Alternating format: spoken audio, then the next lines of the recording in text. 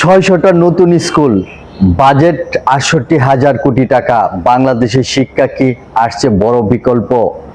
আমি মিলন সিদ্দিকী জানাচ্ছি মাঠ পর্যায় থেকে। দেশের ৩০০টি সংসদীয় আসনে গড়ে তোলা হবে ৬০০টি মডেল স্কুল অ্যান্ড কলেজ। থাকবে এআই ল্যাব, স্মার্ট ক্লাসরুম, আধুনিক আবাসিক হল, প্রতি ক্লাসে মাত্র ৫০ জন শিক্ষার্থী। এই প্রকল্পের খরচ ধরা হয়েছে প্রায় ৬৮,৪৪২ কোটি টাকা। লক্ষ্য ২০৩১ সালের মধ্যে কাজ শেষ। কিন্তু এখানে শেষ নয়। শিক্ষা খাতে মোট ২১টি প্রকল্পের ব্যয় ধরা হয়েছে প্রায় ১,৪০,০০০ কোটি টাকা।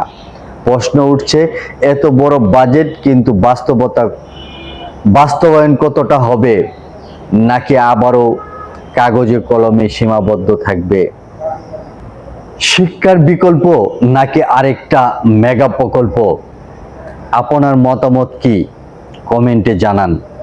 ফলো করুন আরও মাঠের খবর পেতে। আমি মিলন সিদ্দিকী, জনপদের বার্তা।